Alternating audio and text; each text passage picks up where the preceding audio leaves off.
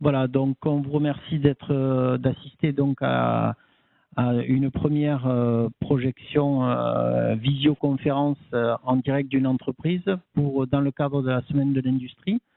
Avec deux services du rectorat.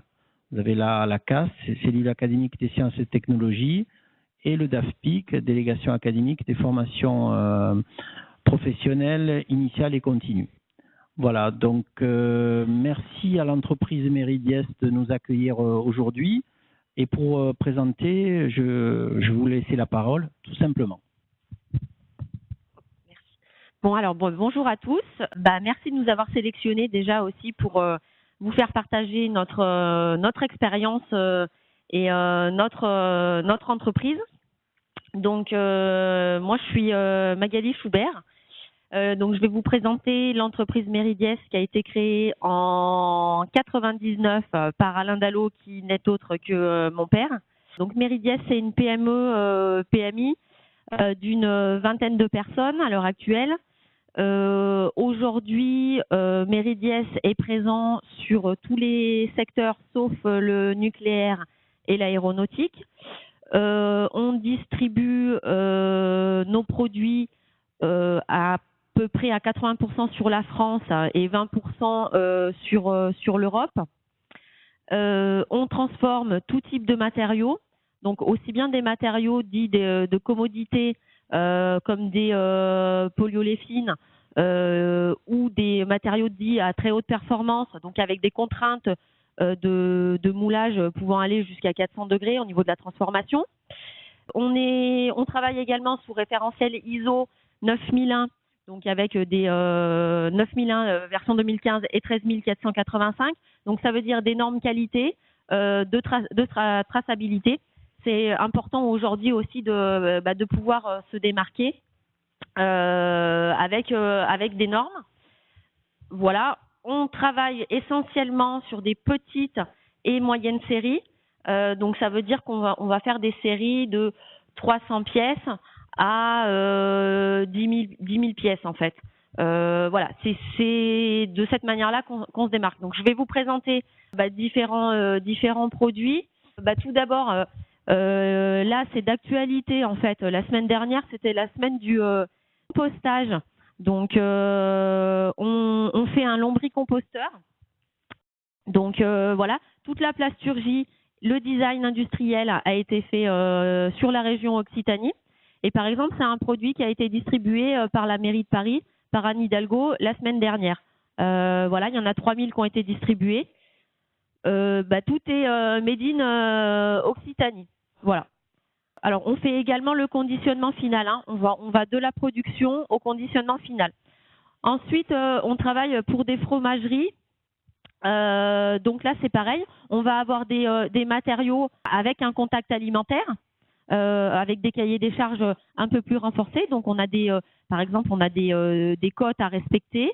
On a des matériaux qui peuvent aussi, ou qui doivent respecter, par exemple, des cycles de stérilisation, du lavage, résister aux produits lessiviels dans les tout ce qui est comment on appelle ça, lave-vaisselle, tout ça. Là, par exemple, c'est une clayette de convoyage d'apéricube. Donc voilà, pour la petite histoire, au moins vous c'est les petits apéricubes, ils parcourent en fait ces rangées pour être conditionnés. Voilà, donc c'est sur les chaînes de montage. Ensuite, donc Meridies, c'est une société d'injection, mais on a rajouté également des métiers. Donc on fait également du surmoulage, on fait des prestations d'impression. Donc c'est pareil, c'est des prestations où on doit répondre à un cahier des charges. Par exemple, la palme, la voilure, il y a un cahier des charges mécanique. Elle doit résister elle doit résister, elle doit apporter une certaine tension, sinon la palme elle sert à rien. Il y a des contraintes, elle doit résister au sel, à l'eau salée, elle doit résister au soleil. Le chausson, par exemple, c'est pareil, il doit être assez mou, avoir un short assez bas pour pas blesser le pied de l'apnéiste, du plongeur. Donc voilà. Et sur l'impression, c'est pareil. Là, on doit résister à la rayure et à l'arrachement en fait au scotch. Donc bon, les palmes, en plus, c'est quand même dans un milieu salé, donc c'est très agressif pour le plastique. Et bon, l'objectif, c'est que aussi bien le coloris que l'impression, que les différents plastiques tiennent dans le temps, enfin tiennent en tout cas leur cycle de vie. Voilà. Alors après, on va être sur des matériaux, donc on va dire avec des cahiers très élaborés, des V0 par exemple, des agents antibactériens. Ça par exemple, c'est des produits qui vont dans des frigos ou dans des chambres froides. Donc l'objectif, c'est que le produit soit antibactérien et en contact alimentaire. En fait, en plus, c'est un petit peu antinomique. Donc c'est un produit qui n'a pas été facile à mettre en œuvre. Voilà, ça c'est un des derniers produits. Bon, celui-là, on va peut-être le laisser de côté. Après, au niveau du médical, je vous parlais de tout ce qui était qualité et exigence de la norme tout à l'heure. Donc là, c'est pareil. On a un produit. Alors là, je vais vous demander de m'aider. En fait, c'est un produit qui est pour la chirurgie du rachis. Donc là, on a un engagement du chef d'entreprise, c'est pareil, parce que c'est des produits où on engage notre responsabilité. Par exemple, là sur le trocar, la cote c'est 0,00. Donc vous comprendrez bien que en salle de chirurgie,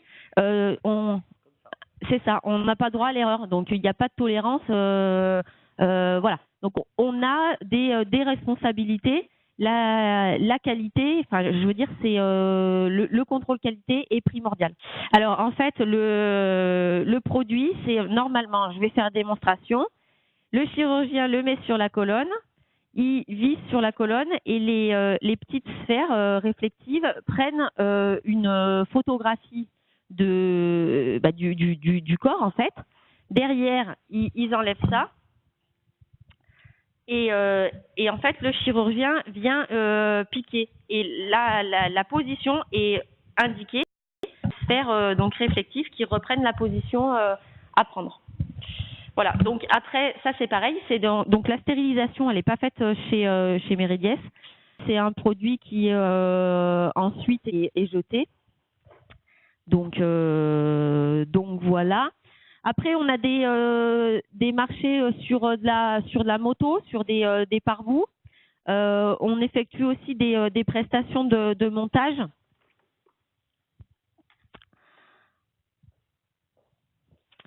Donc voilà, là par exemple, en fait, nous on fait la plasturgie et on fait également le montage. Donc ça par exemple, c'est une boîte filtre.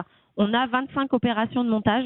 Donc c'est des montages dits complexes où là, il y a toute une gamme opératoire en fait à respecter. Là, on a un pare-boue. Donc là, c'est pareil en fait. On nous a demandé, au niveau du cahier des charges, on a des contraintes mécaniques, mais on a également des contraintes esthétiques puisque le pare-boue il doit résister au choc, il doit résister aux pierres, mais il doit également résister tant à la pluie, au soleil, et pas perdre en brillance. Donc c'est un produit où c'est assez, quand même délicat de tout mettre en œuvre, de tout respecter. Donc c'est pareil, ça c'est en fait c'est quand on reçoit le moule, c'est de la mise au point, c'est de l'industrialisation, c'est de la validation des échantillons initiaux en clientèle, jusqu'à ce qu'on arrive à mettre à passer en série. Voilà. Donc le passage en série, ça peut durer jusqu'à 3 mois, le temps d'homologuer la pièce. Bon, après, on a des produits un petit peu plus... on a le plateau Perrier. On a par exemple un bac à eau de cafetière. Donc là, c'est pareil en fait. On a des contraintes d'alimentarité avec le bac à eau. Donc on a des matériaux un peu plus spécifiques. Et puis on a du montage. On a des joints d'étanchéité. C'est un petit, c'est assez particulier. Au niveau des cotes, c'est pareil. En fait, il faut quand même qu'on garantisse que le bac à eau il s'enclenche bien dans la cafetière, hein, sinon c'est un rebut. Là, on a une télécommande de haillons de camion et ou de chalutier. Donc là, c'est pareil. On a des contraintes au niveau de l'étanchéité. Donc c'est une télécommande qui est IP67. Et on a des contraintes d'étanchéité. Donc elle résiste pendant 1 heure à 1 mètre, immergée à 1 mètre. Et puis enfin, on moule des caniveaux. Donc voilà. Ce que j'ai oublié de vous préciser, mais bon, on va le voir, je pense tout de suite quand on va aller dans l'atelier, c'est que chez Meridies, on avait 9 presses à injecter de 25 à 800 tonnes de fermeture, c'est-à-dire qu'on moule des pièces de 0,1 g à peu près 3,5 kg. Voilà. Et en termes de matériaux, pour que vous ayez des ratios, on moule des matériaux qui coûtent entre 1,50 € et à peu près 100 € du kilo, pour vous préciser la palette de matériaux transformés. On se dirige tout droit vers l'atelier. Donc, allez-y. Donc là, en fait, on va se diriger sur une presse à injecter électrique. Donc, comme je vous disais, en fait, il y a des presses à injecter qui sont électriques, d'autres aussi qui sont hydrauliques. Donc là, c'est une presse à injecter, tu vas venir, de 100 tonnes de fermeture. Là, on est équipé d'un pic carotte. Et puis, je vais laisser la parole à Pierre-Yves Noël, qui est ingénieur et responsable d'atelier chez nous. Bonjour à tous, bienvenue à Meridies. Alors, vous êtes devant une presse à injecter de matière plastique. Alors, je vous prie, avancez-vous, on va voir la matière première. Donc, la matière première se présente sous forme de granulés. Ces granulés peuvent être colorés. Donc, en l'occurrence, à partir d'une matière transparente, on va mettre du colorant noir et sortir des pièces d'un noir profond et brillant. Alors, cette matière est aspirée au-dessus d'un fourreau. Le fourreau, sur une matière qu'on transforme du polycarbonate, est donc chauffé à peu près à 300 degrés. Cette matière va ces granulés vont être transformés en une matière pâteuse qui va être dosée dans cette partie de la machine par une vis sans fin qui va donc reculer à la valeur de dosage indiquée. Un clapet va permettre de transformer cette vis en piston et de pousser la matière dans le moule.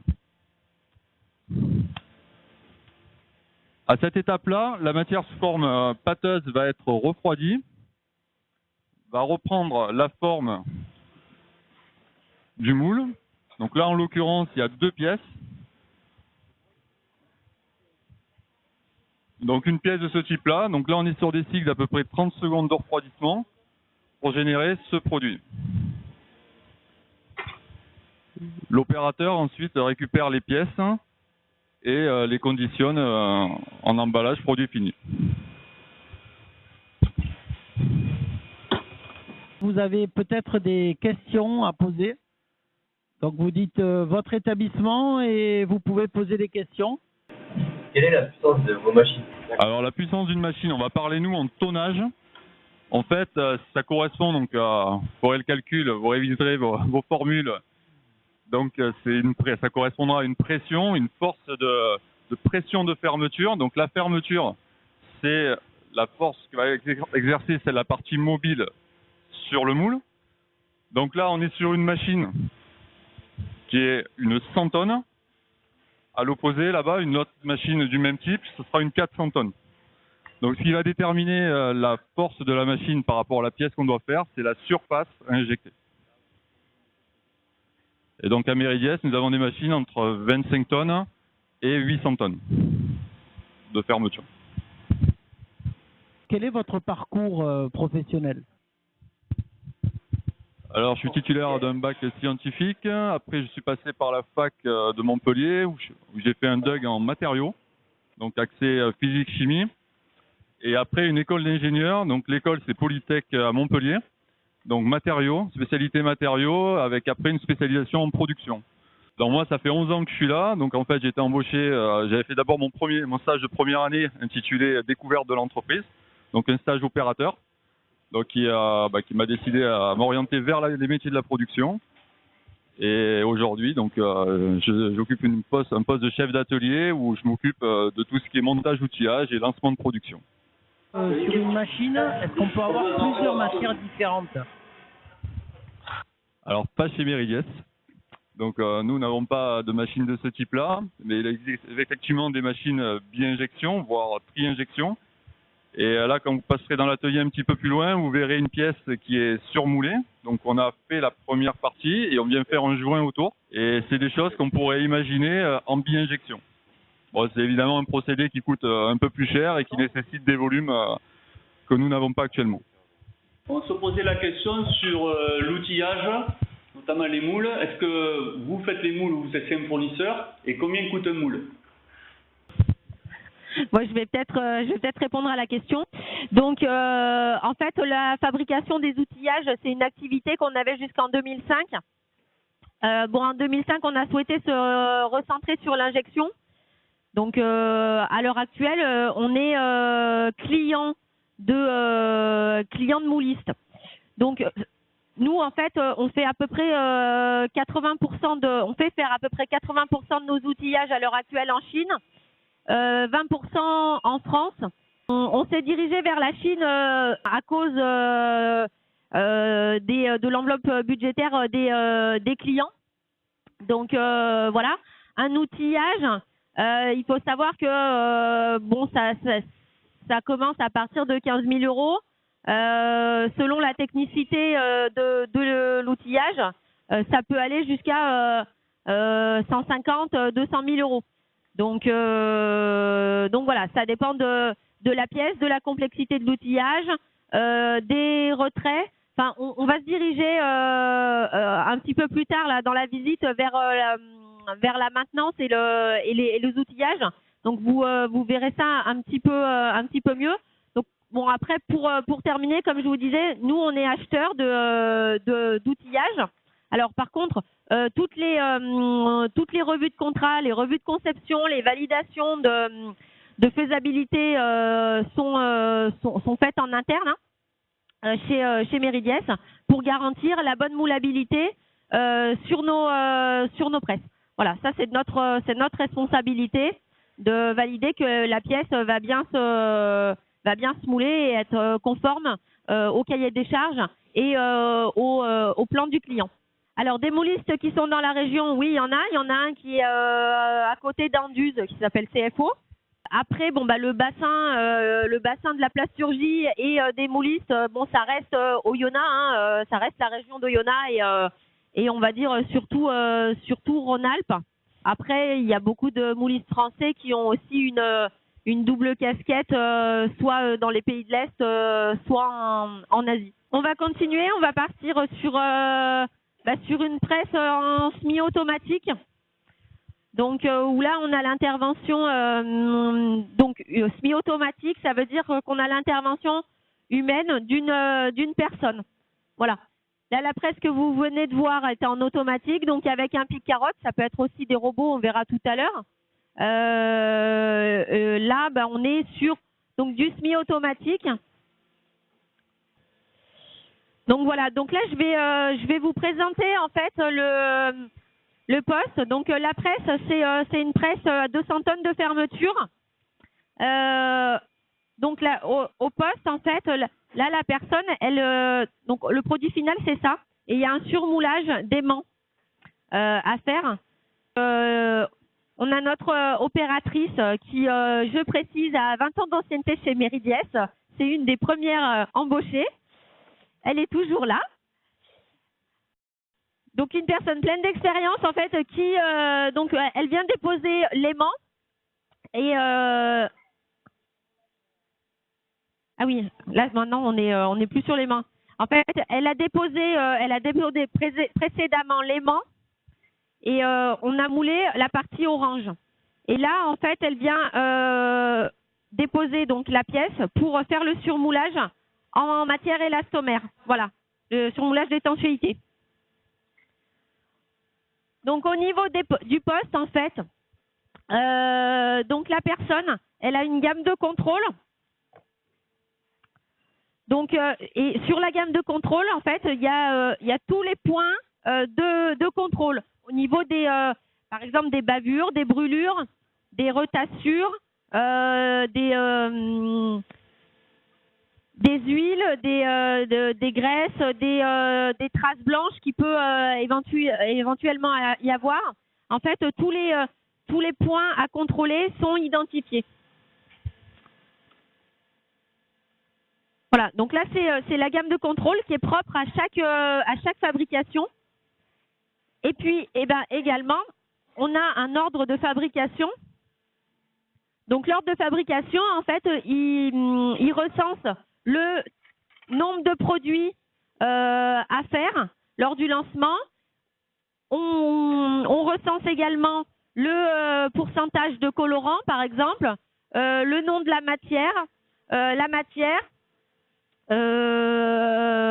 le nombre également aussi les indications de conditionnement, donc le nombre d'unités par carton, le nombre de palettes, et puis les étiquettes, toujours pour garantir la traçabilité. Donc sur les étiquettes, c'est pareil, on a le nombre d'unités, le nom du client et le tampon de l'opérateur ou de l'opératrice qui a contrôlé cette fabrication.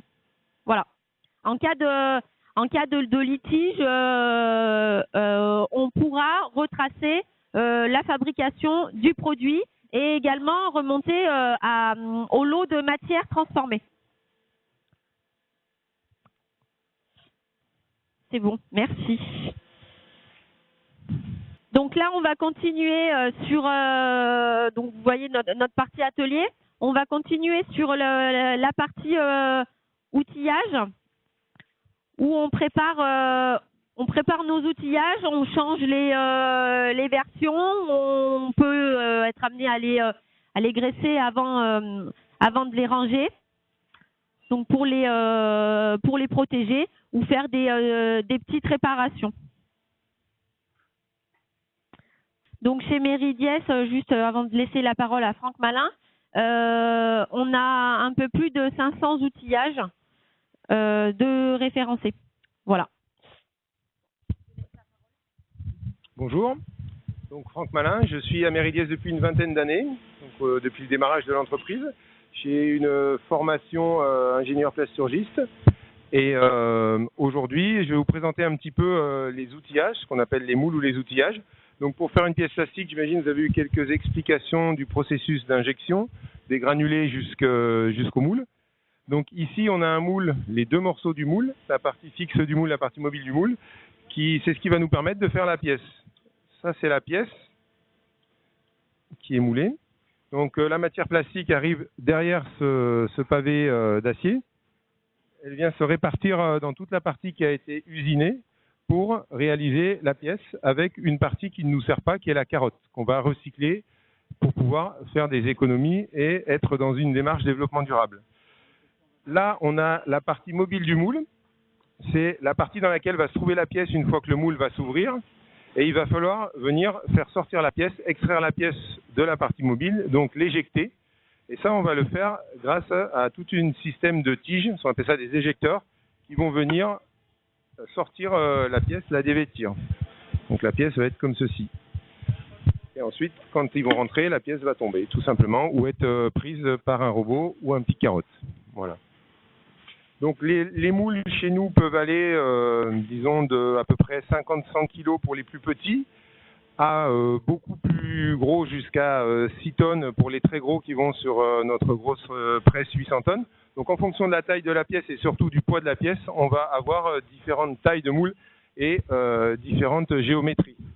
Là, on a notamment un des plus gros moules qu'on peut avoir, qui fait un braque. C'est une pièce qui va servir dans le ramassage des raisins pour les vendangeuses.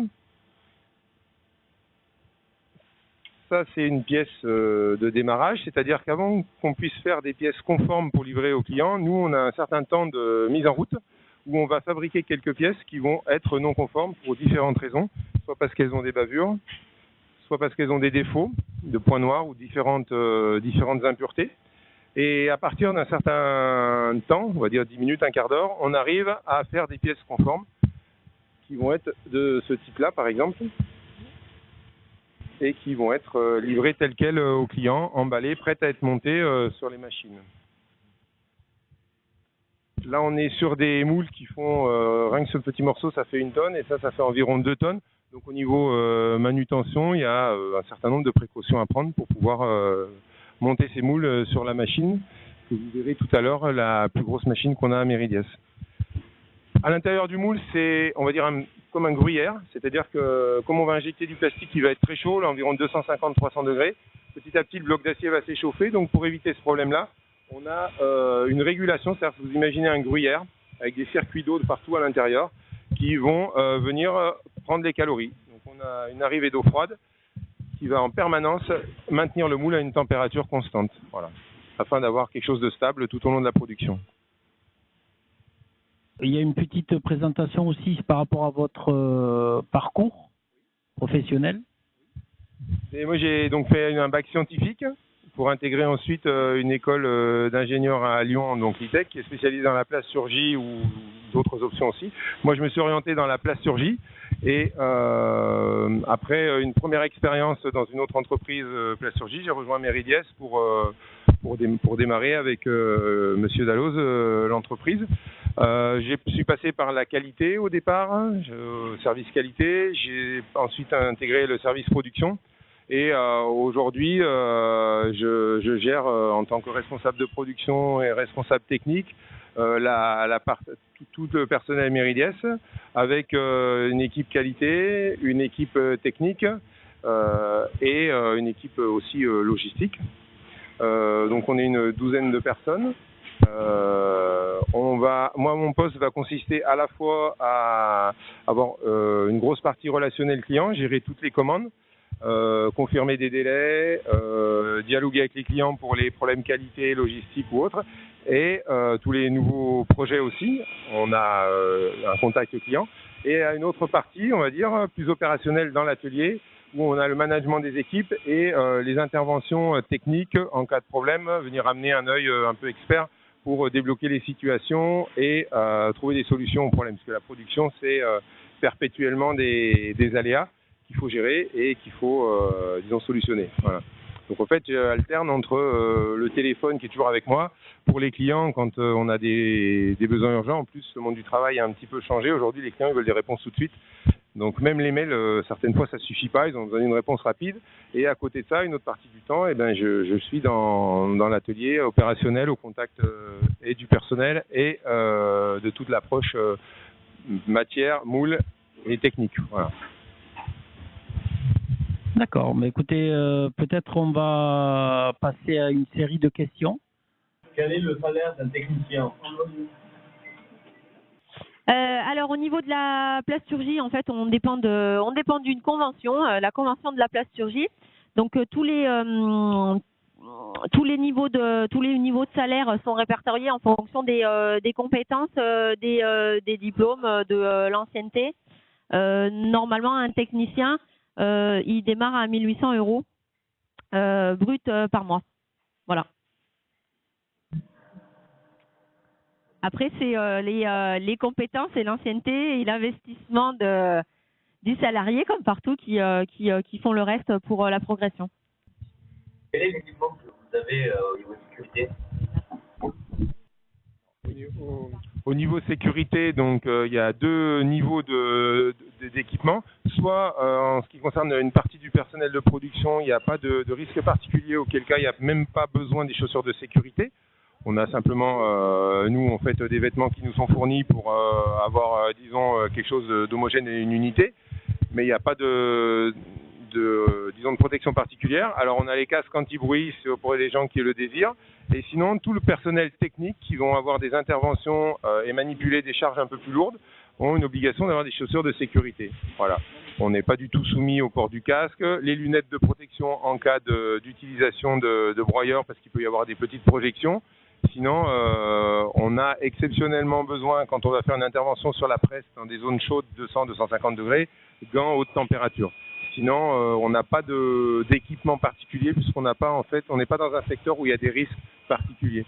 On est dans une industrie relativement propre et pas, disons, pas soumis à ce genre de règlement, quoi. On a peu de risques. Sécurité, oui. Une question concernant aussi les conditions de travail. Les élèves se posaient la question sur les horaires, si vous travaillez en 3-8 ou c'est les horaires de la journée. Voilà. Alors l'équipe de production en principe est en 3-8, c'est-à-dire nous chez nous à Méridias c'est 5h, 13h, 13h, 21h, et pour l'équipe de nuit quand on travaille en 3-8, c'est-à-dire en 3 équipes, 21h, 5h. Sinon il y a une partie du personnel qui eux, du lundi au samedi, du lundi au vendredi soir, donc samedi matin, on ne travaille jamais le week-end. Ensuite il y a eu une partie du personnel qui peut être qu'on appelle à la journée, plutôt des horaires, 8h midi, 14h, 17h, pour plus le personnel encadrement, manager, voilà. En production, par contre, on s'adapte aux contraintes de la production qui sont des contraintes d'équipe puisqu'on est dans une production continue. Une fois qu'on a démarré les machines, en principe, on ne les arrête pas du lundi au vendredi. Voilà. Combien d'espace de stockage avez-vous pour vos pièces? Espace de stockage. Là, ici, on est dans l'aire de production où il y a 900 mètres carrés, un bâtiment de 30 mètres par 30 mètres. En termes de stockage, on a derrière un espace de 300 mètres carrés plus un projet d'agrandissement compte tenu qu'on est en croissance depuis plusieurs années et qu'on a de plus en plus besoin de stockage. Voilà. L'aire de production, c'est 900 mètres carrés. L'aire dans laquelle on travaille en fait. Voilà, merci beaucoup et merci à vous aussi. Donc on va continuer un petit peu la visite. Donc Madame Schubert, je vous donne la parole. Voilà, donc on va arriver malgré tout au terme de la visite de l'atelier. Donc je vais vous présenter en fait la DEMAG en fait. C'est une 800 tonnes de fermeture. Donc c'est sur cette machine donc robotisée qu'on fait les pièces les plus volumineuses, donc jusqu'à 3,5 kg. Donc cette machine de 800 tonnes de fermeture, dessus on installe des outillages qui vont jusqu'à 7 tonnes. Donc 7 tonnes, là vous n'avez pas eu l'occasion de le voir, mais en fait on a un chariot élévateur pour les expéditions ou pour les déchargements de matières premières ou de pièces à envoyer. Et ce chariot élévateur, il va jusqu'à 1800 kg de levage. Donc, ce qui fait que des outillages de 7 tonnes, on pouvait pas les monter. Et j'ai entendu qu'il y avait eu des questions tout à l'heure sur la sécurité et tout ce qui est réglementation. Donc, au niveau de la sécurité, pour monter ces outillages dans la presse, on a dû investir sur des ponts en fait, où les outillages sont montés donc avec ce palan. Nous, on a deux presses, donc la 400 tonnes de fermeture et la 800 tonnes de fermeture, qui sont équipées de ponts de levage en fait. Donc voilà, là on a des outillages, vous voyez, qui sont quand même assez impressionnants en termes de volume. Alors je continue. Donc voilà, donc là en fait on va arriver sur cette presse à injecter où comme on vous a présenté tout à l'heure en fait sur la 100 tonnes, on vous a dit que la matière était conditionnée sous forme de sac. Sur cette presse, en fait elle est tellement énergivore en matière première que la matière est conditionnée dans des big bags, donc de à peu près 1,2 tonne. Donc voilà, donc même principe, hein, en fait la matière est aspirée, elle tombe dans la trémie, dans la vis sans fin là où la matière est chauffée, donc pour devenir visqueuse et être injectée dans l'outillage. Donc cet outillage, Là, on est sur un temps de cycle. On est sur un temps de cycle de quoi? 48 secondes. Voilà.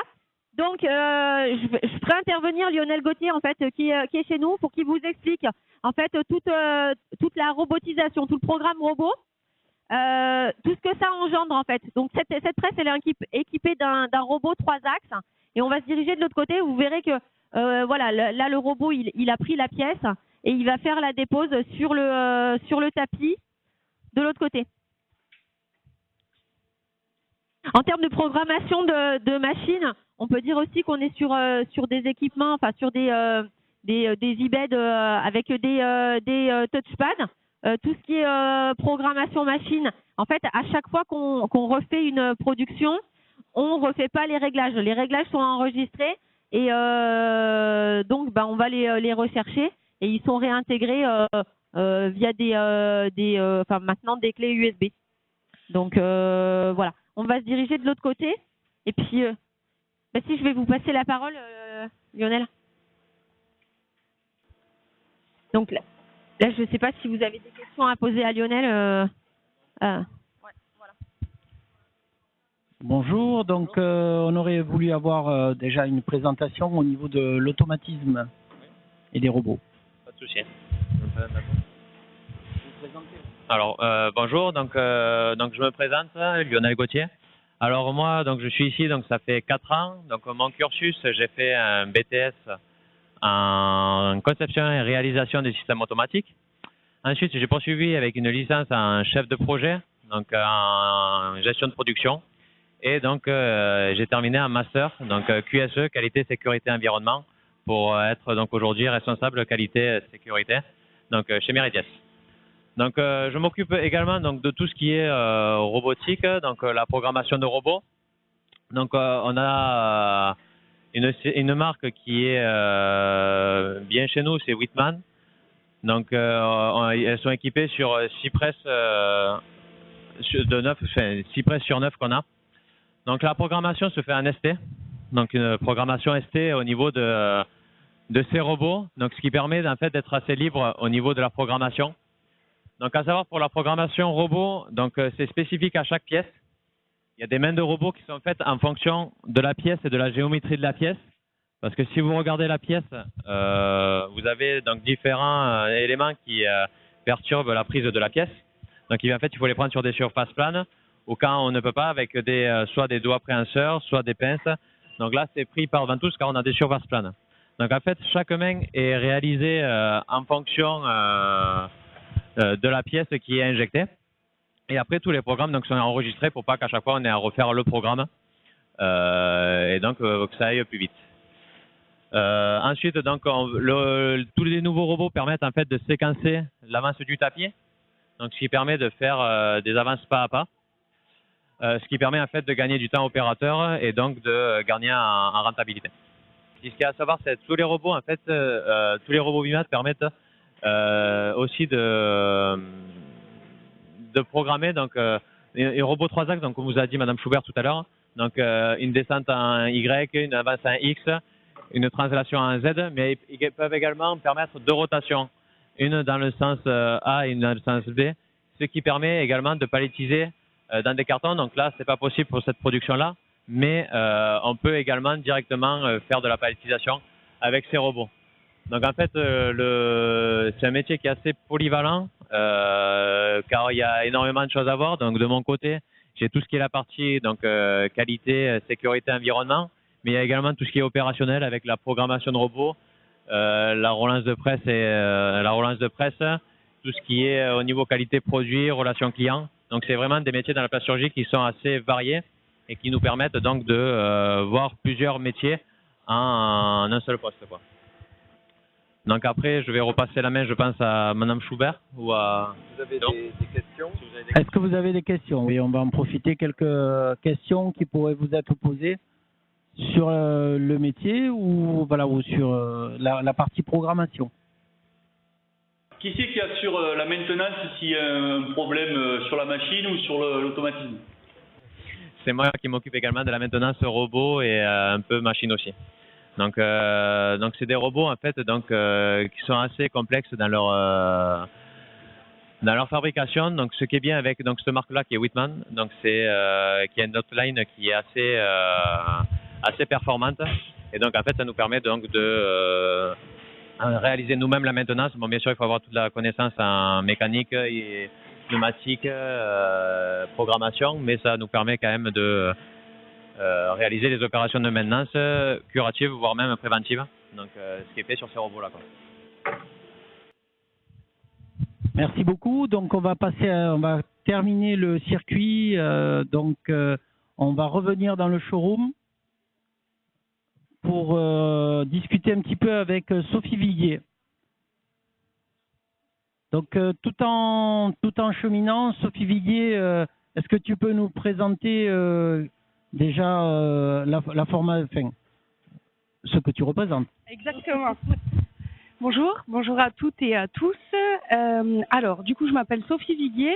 Je suis chargée de recrutement pour le BTS en apprentissage et je travaille également pour l'organisation professionnelle qui représente les entreprises de plasturgie et de matériaux composites. Pour information, le nombre d'entreprises au niveau national est de 3300 entreprises de plasturgie. Dans notre grande région Occitanie, on peut compter un peu moins de 200 entreprises qui fabriquent du plastique et ou des matériaux composites. Comme vous avez pu le voir, ce sont des métiers passionnants, innovants. J'espère que vous aurez des questions à nous poser par rapport à cette activité-là. Sachez qu'il existe différents diplômes pour pouvoir intégrer des entreprises de plasturgie. Et c'est ce que nous allons voir au cours de la prochaine présentation qui va se faire au sein du showroom de l'entreprise, où je vais donc vous parler des formations en apprentissage, mais également on va vous parler un peu plus en détail de tous les produits que fabrique l'entreprise Meridies. Donc, comme je vous le disais précédemment, je travaille pour un CFA qui s'appelle le CIRFAP, qui est le Centre interrégional de la formation en apprentissage de la plasturgie. Pour faire court, c'est un centre de formation qu'on appelle un CFA de branche, qui appartient à une organisation professionnelle, comme je vous le disais, qui s'appelle Alizé Plasturgie. L'avantage de cette organisation, c'est de pouvoir vous proposer un lien direct entre l'organisation professionnelle, c'est-à-dire les entreprises et les chefs d'entreprise de plasturgie et de matériaux composites, et un centre de formation en apprentissage. Ces deux entités, donc Alizé Plasturgie, l'organisation professionnelle, le CIRFAP, ce sont deux organisations qui travaillent main dans la main pour vous proposer des formations en apprentissage évidemment de qualité et rattachées directement aux entreprises et aux employeurs. Nous allons entrer directement dans le vif du sujet. En région, nous allons retrouver essentiellement deux diplômes.